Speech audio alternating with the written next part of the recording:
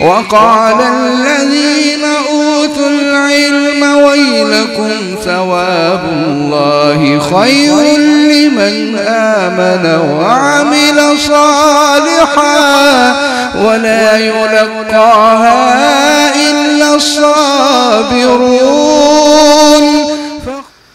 الحمد لله رب العالمين الرحمن الرحيم مالك يوم الدين إياك نعبد وإياك نستعين اهدنا الصراط المستقيم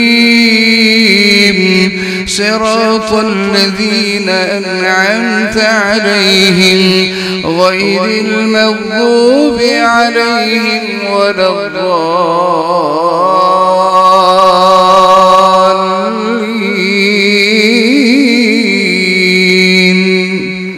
آمين. إن قارون كان من قوم موسى فبغى عليهم وآتيناه من الكنوز ما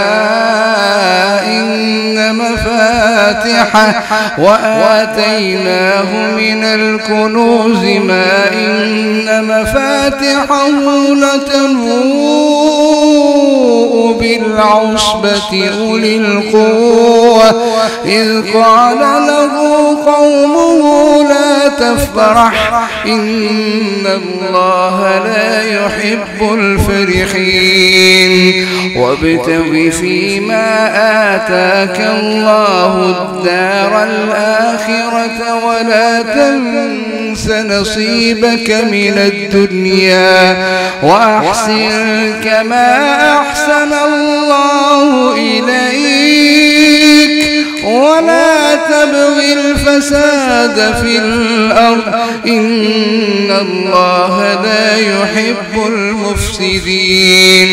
قال إنما أوتيته على علم عندي أولم يعلم أن الله قد أهلك من قبله من القرون من هو أشد منه قوة وأكثر جمعا ولا يسأل عن ذنوبهم المجرمون.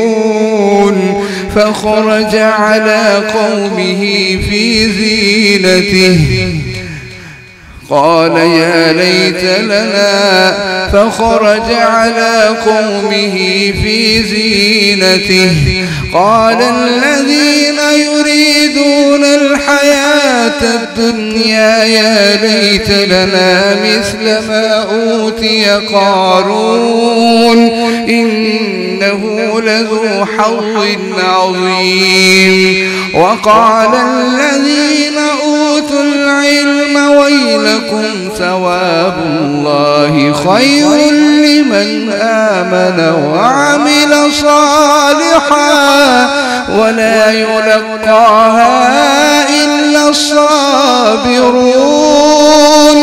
فخسفنا به وبداره الأرض فما كان له من فئة ينصرونه من دون الله وما كان من المنتصرين. وأصبح الذين تمنوا مكانه بالأمس يقولون ويكأن الله يبسط الرزق لمن يشاء من عباده ويقدر لولا أن الله علينا لخسف بنا ويكأنه لا يفلح الكافرون. تلك الدار الآخرة نجعلها للذين لا يريدون علوا في الأرض ولا فسادا والعاقبة للمتقين. من جاء بالحسنة فله خير منها ومن جاء بالسيئة فلا يجزى الذين عملوا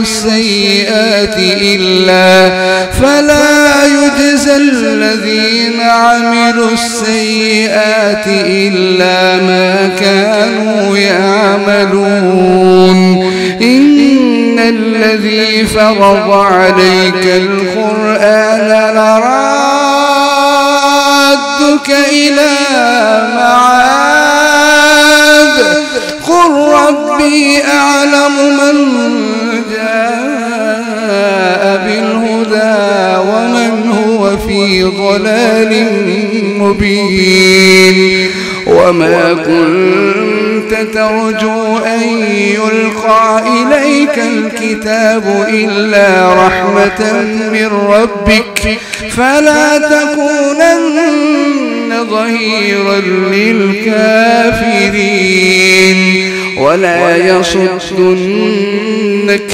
ولا يصدنك عن آيات الله بعد إذ أنزلت إليك وادع إلى ربك ولا تكونن من المشركين. ولا تدع مع الله إلها آخر لا برهان له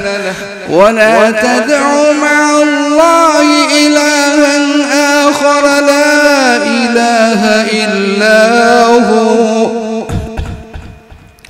كل شيء هالك إلا وجهه له الحكم وإليه ترجعون.